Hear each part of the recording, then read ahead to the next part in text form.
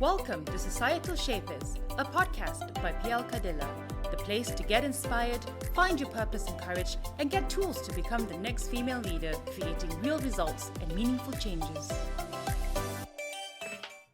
Hi, it's PL. Welcome to another episode of the Societal Shapers podcast, the place to be to learn more about leadership and sustainability. So if you would like to know more about the podcast, feel free to come and visit the website or Podbean or even Spotify. So today with me, I have a young inspired mind called Nur Zawanah Zabidi, and we'll be sharing more about her experiences.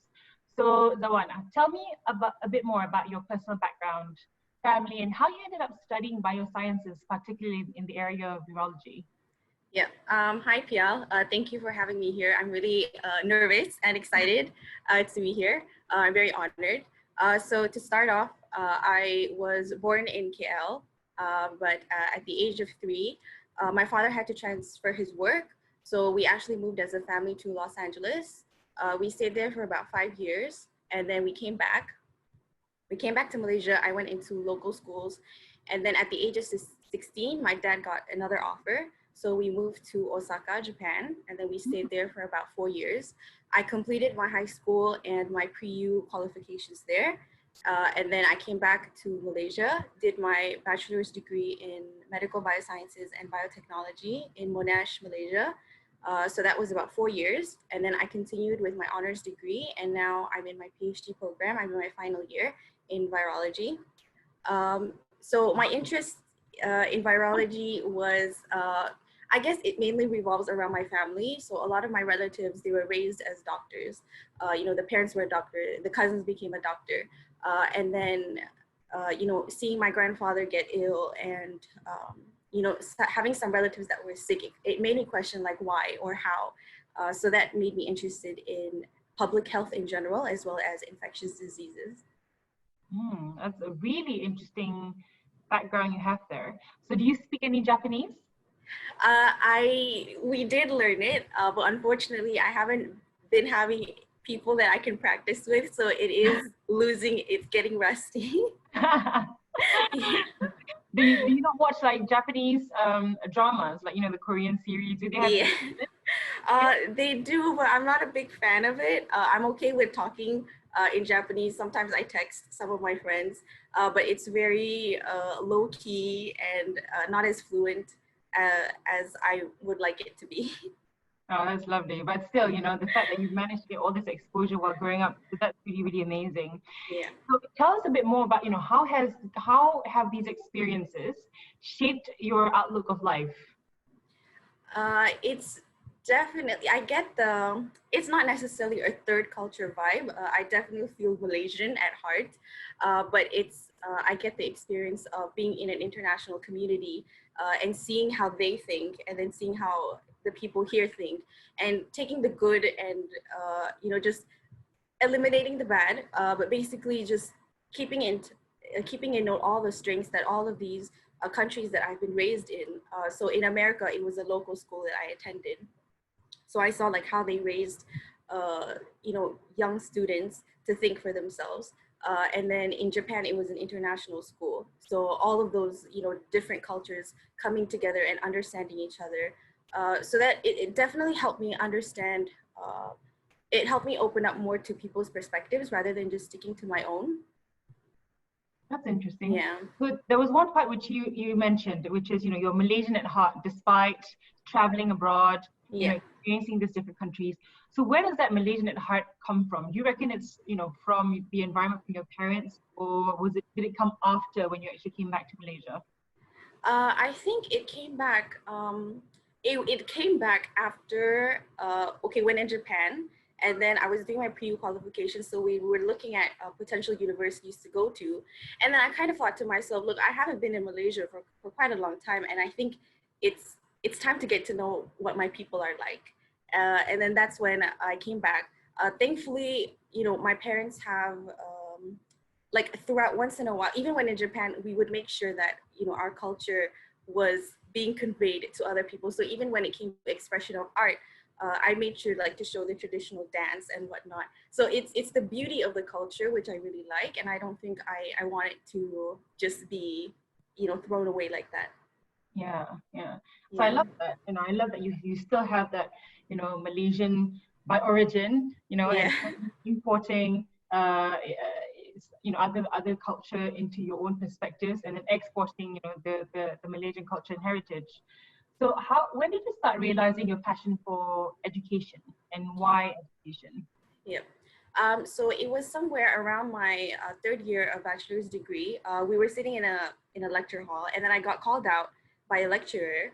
And I thought I was in trouble, so I started panicking. But actually, she called us out, and she was like, "So hey, School of Science, we have this new program, and it's called PASS, which stands for Peer Assisted Study Sessions, and we're looking for volunteers to help guide these sessions." So basically, these sessions they're not the conventional tutorial where the tutor is sitting in front and then is standing in front and the students are sitting at the back and just listening. It's not passive teaching. I got the opportunity to run the classes on my own, design it. We had group discussions, we had games, we had station games, we had flashcards, and then I recalled like how I learned back in America, and it was a lot of positive reinforcement. So I put that in my classes, and I saw how positive it was, and seeing how other lecturers as well, guide their classes with different teaching methodologies to keep students engaged, despite what you teach might be perceived as boring or uninteresting. It's the key of how you design your teaching classes, which I think is very, I guess I would say, inspiring, and what led me. Yeah. And then, yeah. Seeing the different syllabuses of how teachers teach in America and how teachers teach in Japan and Malaysia, like it was very enlightening to see how your teaching method can actually affect how a student wants to even learn. Yeah. So this is the interesting part, right? Because you did not go through the primary and secondary system in Malaysia. Is that correct? I did UPSR, I did PMR, but I did not do SPM. Okay. Yeah. But you experienced a bit of primary when you were in the US. You did a bit, some parts of your primary in the US, some parts of your secondary in Japan. Is that right? Yeah. Yes. Okay, so you actually experienced both systems then. Yeah. So what is your thought on the different teaching methodologies between the two during primary and during secondary? You still remember, but I'm sure you do because you're still young, right? Yeah. During primary, it's a lot of, so I actually got the experience. I have a story from my older brother when he came back. So if we start off with Malaysia first, it was just a simple activity of coloring. So my older brother, he was coloring in a frog, and he was coloring it in red. And he actually got scolded by the teacher, and she was like, "No, it's not supposed to be red, it's supposed to be green." So it was that really strict mentality that it has to be like this. Whereas in America, it was a lot of nurturing young minds. What do you think? How do you feel about it? It was a lot more, you are allowed to speak up about how you feel. Of course, there was discipline, like when you show positive behavior, they would put like stars on the wall beside your name, so you know that you're doing well. And the basic skills that they teach you, I was actually fortunate enough, which I actually don't see in Malaysian schools nowadays. I realized that most of my friends don't know how to swim. And that was something that was an important key skill that was implemented in overseas. Other things, basic skills that we learned was learning American Sign Language, which I feel, like it includes a wholesome content of your contribution to the society instead of just you and learning yourself. Yeah. Yeah. Yeah, that's very true. And I think, because having a pool in a school area is in a way luxurious, and so it's difficult, right? But even the accessibility to public pools, for example, is not even convenient. There's there's nothing that's so close by to the schools in order to get the students to go and practice how to swim. And you're right, this is a life that should be part of a curriculum, and that we should more outdoor activities to get involved in. And I love this because, up to today, after, almost 60 years of independence, and it still seems that, our education system currently is lacking in a lot of different areas, right? So the example that you shared is interestingly enough, I've actually heard, many testimonials to that. This is how teachers teach you, in a one way or narrow-minded way of teaching, rather than nurturing, your own ability to decide on what you feel, what you think at that moment. And freedom of expression is something which is quite limited here.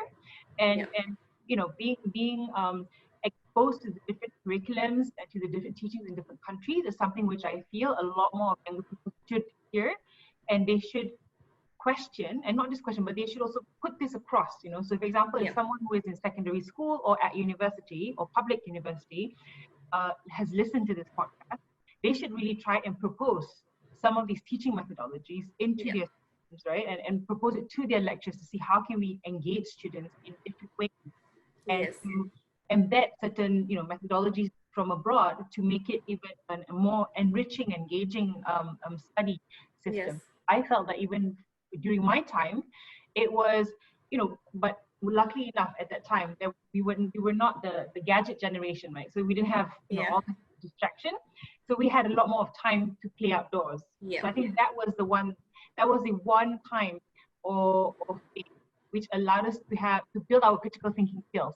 Because then you're able to, think of ways on how can I play outdoors? How can I extend my time to play with my friends? And you think about all these creative ways to give reasons to your teachers, or although you drove them up the wall, but because you wanted to really, you just had to be creative. Now everything is so dormitory. You're just like within walls, and you're confined within spaces. You don't do much. I don't know how much of that actually pushes people to certain limits. And that's why when we're facing this crisis, people's limitations are, not maximized. And therefore when faced with hardship, then you really see the true strength of a person's character and personality, right? Whether they can take pressures of the external challenges. So moving on to, what gaps or social injustices that you've witnessed that have probably driven you to champion education and women empowerment? Okay, so in terms of education, it goes back to you having to fit into a box. And so what that does is it gets rid of your creativity, and it puts you down for bringing out original ideas. It prevents people from asking questions. And so have you seen this? Have you experienced this? Well, what I've seen is from my brothers who have been studying. And are they older or younger? I have one older brother, so that was the one that had issues with coloring a frog. And then I have two younger brothers.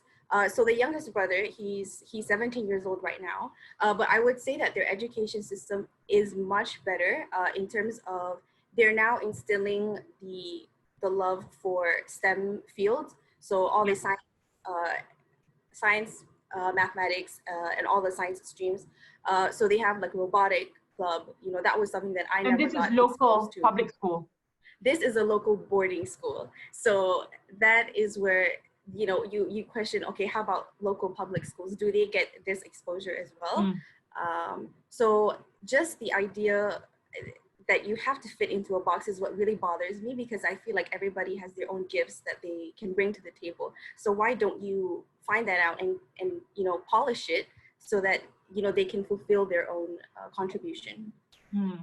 So you speak very well, and you can see that you're very outspoken in terms of your own thoughts and opinions, right? Do you feel that a majority of your peers, who are women in particular, also share the same sentiment, or you feel that there's some differences? So in Monash, I tend to mix around with different kinds of people from different cultures and countries, because that's where I feel like I do blend in. I like the idea of sharing cultures. I like the idea of, I want to know what it's like in your country. Oh, that's interesting because we don't have that. And you see, like, just because it's not practiced in our country, it doesn't mean that it's bad. And I think that it's really cool to learn, new and different things. So I always make sure that wherever I go to, it's an environment where I can blend in with different kinds of people. So it wasn't an active encouragement by my parents, but I think it's just putting me, having been in an environment where it was different kinds of people around me, that I was exposed to it. So that is what led me to, tell me more about you being part of this Women's Empowerment Network, or WEN, WEN. Yes. So this was a committee that was established by Monash 2 years back. So Monash actually started celebrating International Women's Day 3 years ago, but I was not a part of the first one. And it wasn't actually... What happened before that? Did they only decide there was a Women's Day 3 years ago? I think it was just within staff. And then it wasn't until I was actually originally a part of the postgraduate community, and I managed to sit in meetings on gender equality, gender equity task force. So towards the end of the year, they were like, hey, we want to bring out this network. Would you like to be a part of it? So I grabbed the opportunity, and it was a voice of the postgraduate students, because I was the only member from the student community. And I was a part of celebrating International Women's Day last year. So we brought up the whole staff and students together. And then starting this year, unfortunately, because of coronavirus, we didn't manage to celebrate it as massively as we did last year. What are some of the objectives of this network? So it's mainly about creating a safe space for women, training yourself, coaching on life skills in terms of career growth, as well as just building yourself as a woman. It doesn't matter whether you're a mother or whether you are just a working woman, as well as being a student. Getting exposed to these kind of things does help you prepare for the future. I think that's a brilliant goal, and what has been created. So that's amazing. And within, so you're currently at Monash, is that correct? Yes, that's correct. Running your own PhD, yeah. So do they have any, because this is going to lead into my next question, right? Do they have, degrees or studies on public policy, or certain studies that would allow someone to be part of the public sector space? Yeah. So in Monash, there's only a few schools. There's School of Business and School of Arts and Social Sciences. So I would say that these two schools do have subjects that are on gender equality, as well as the issues that you mentioned. I cannot really speak for myself because I'm not from those schools, but there is awareness being raised on these subjects. Okay, that's good. Yeah. Because then, from a personal feel, right? Because obviously you're not part of this of the system. So just watching the politics in Malaysia, observing our current government, etc., do you feel that our current political system and public sector space lacks female participation, and particularly women leaders? Yes, yes, most definitely. Especially with the comment that was thrown by the ministry when the lockdown began, and it blew up on CNN. That was very embarrassing.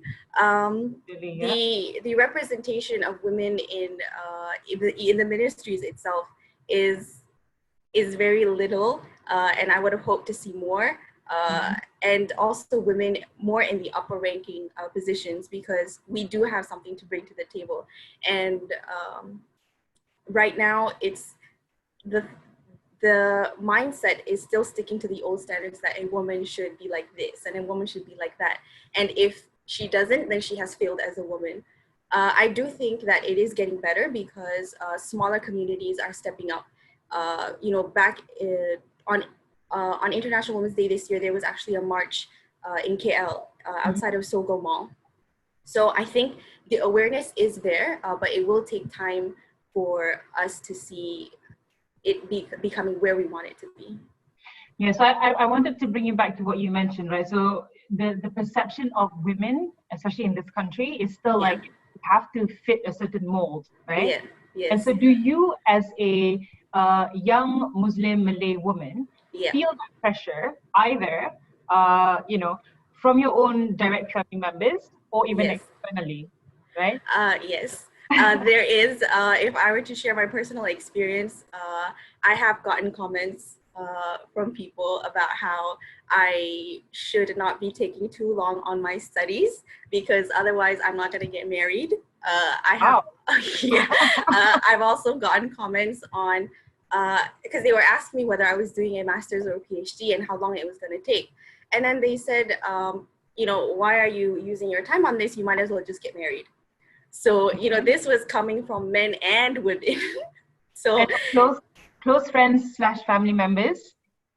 It was from family members, unfortunately. Mm-hmm. From friends, I would say not so much. Maybe there is a certain standard of how a woman should behave and how a woman should look like. And so how does it make you feel? It's sad. It's really sad because I feel like, am I not allowed to express myself? Because I am trying to be me, and if you're trying to stop that, then who am I supposed to be? Mm-hmm. There's the idea of, if you want to be outspoken, then you need to dress like someone who's outspoken, or like other kind of perceptions like that. If you're surrounded by the wrong kind of people, it does throw your self-esteem off. So being in, now that I'm getting ready to launch into a career, I am starting to feel, the importance of being surrounded by people who do build you up rather than people who put you down. Yeah. And it's interesting how, those pressure don't just equate or put people in a mold, right? But they actually tie your success as a woman with whether or not you get married now or later, right? So if you get married now, it's a form of success. That means, okay, you've achieved, this is a milestone in your life, and therefore we're happy for you. You can do whatever you want afterwards. Yeah. Which is wrong already, right? As an expectation of success, that is a wrong expectation. Yeah. So I think it's important that we talk about this like openly and honestly. Yeah. And so you seem to have a very positive, optimistic personality, which is great. And so after I asked, how does this make you feel? So I think the other question to that is, how do you overcome these challenges, right? So you get this, and sometimes it does maybe knock you back a little bit. So how do you back up, and how do you convince yourself otherwise?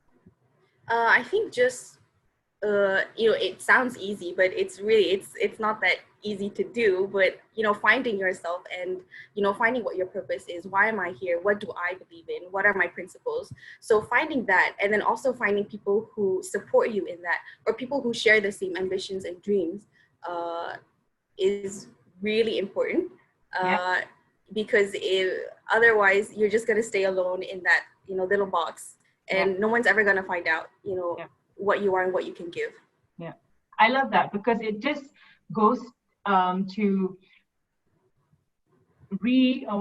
validate, right? So I'm in a position where I'm coaching and helping women empowerment within the public sector space, right? So one of the main things which I help these women do is to find purpose and clarity. And I'm so glad that you said, one of the ways that you have overcome these challenges is because you know your value, you understand, the principles that you have, and you know your purpose. And so, these things that comes and knocks you is something which you can easily just block it away, because you're very aligned with yourself. I think that's a really important part that's coming up in this discussion. So I think moving on, what are the areas of you and probably your peers would seek for further support and help from a personal development perspective? What has recently come up about, because I sit in meetings and I talk with my friends in the office, is a lot about polishing your communication skills. So the question of how do you convey a message effectively, because I don't deny that women are driven by emotions, and it's not a bad thing. When you approach it nicely, it is, you can help people open up. So how do you communicate your ideas to people without sounding overly emotional, or without people perceiving it as you're just a woman, that's why. So I think it's a lot of communication skills, and not shying away from telling how you feel. Because I have, friends who do have anxiety, and it's a lot to do with, even when we're sitting in a meeting, like they will, brush their shoulder against me. Can you say this for me? Can you ask this? Do you think they can talk about this? I'm like, say it. Why don't you say it? So just, building that confidence, I think is very important, as well as personal branding. How do you become your own PR to people? That is something that I often ask myself. Love that. So just going back to the example that you gave earlier, right? So people would actually kind of nudge you to ask questions on behalf of them. So I get that a lot as well. So every time we have a discussion, somebody will tell me like, you ask that, like, and you should bring that up, and you should do this. And why do you think why is that so? Why do other women look up to you and not want to speak up for themselves? I think it says a lot about I guess just the fear of getting your ideas thrown down, and it goes back to education. So, we look back at our school system where if you say an idea that's out of the blue, you're going to get thrown down. You're not going to be heard. So I think just that element has, solidified in your way of thinking that when you do grow up, it's still there. So it's something to unlearn. It has nothing, ideas, good or bad, just throw it out, because it gives different perspectives. So there's nothing wrong with saying anything. Yeah, I like that, because it's something which is embedded within the school system, or even like, it happens more, it's more prevalent amongst peers. Like whenever you try to share your thoughts or opinions, people feel that you're trying to show off instead. Yes. English, then, rather than Bahasa, people think you're a bit arrogant compared to them. And so they start, to tease you, or they bully you. And that, it plays a huge role in your psyche, right? Because people are typically being faulted or penalized for not asking the right questions. But what are the right questions, right? So then we become, or we've formed a culture in our society whereby the art of asking questions, and this is going back to communication skills. You want to communicate and articulate your messages well. You also need to be open and prepared that not everything that comes out of your mouth is perfection. Right? So how do you then, how do we overcome this from an education perspective, from a societal perspective, from, within our peers? And so if you have friends who actually fault you or try to put you down for things, how do you then say to them that wasn't really a nice thing to say? So I think that's also lacking. Right? So I like what you said about when a friend rushes you to get you to ask a question on behalf of them, instead of doing it for them, you say, why don't you do it? Right? But in an encouraging and positive way. So they will feel supported and therefore would want to ask that question themselves. So I think that's really, really, really, really amazing. And for your age, I think you have a very high level of maturity. And where would you think this level of maturity comes from? Oh wow. I would definitely like to give my big thanks to my family. I think my parents play a huge role in just letting me be who I be. Of course, I do get scolded once in a while, but only when it comes to being rebellious and doing dangerous things. But apart from that, my parents have never put me down for my ambitions. They do give their advice, but it has come to a point where I am allowed to make my own decisions. The issue of whether a woman chooses to be a working mom or a stay-at-home mom, I didn't know that it was such a big issue. So, seeing my mom, she chose to be a housewife. When you said a big issue from whose perspective? From women in I did not know that it was a judgment. It was a judgment that was made. So, it made me feel guilty for my mom, because my mom's a housewife and I'm out here, networking. And I've sat down with my mom and I'm like, Mom, do you ever regret quitting your job and taking care of us? Because it's a big deal. And she says no. And she says that she doesn't regret it. She's happy. So I think, my mom plays a huge role in helping me believe in myself when I didn't. We've hit the mark really well. Thank you so much for sharing your Thank you so much. Personal experiences, background. It's amazing to see a young female Malaysian who is able to speak so eloquently, so much maturity, and I think something which a lot of other women can take inspiration from. So continue to shine, and I hope to see you become a very successful virologist, and also at the same time build a network of other female leaders in whatever path that they want to become. But if they want to be involved in the public sector, send them over to me, okay? Okay. Thank you so much for having me, Piel. It was a great pleasure to see Likewise. you. Yes. Okay, thank you so much for tuning into Societal Shapers, everyone. This is Zawanah Zabidi. Hope you have a great day. Bye. Thank you so much for listening in. If you liked it, give it a thumbs up, subscribe, leave a comment, and share with your friends. Be sure to tune in to the next episode, and to find out how to be part of Societal Shapers, head to www.plkadilla.com and check out our coaching programs. Catch you soon!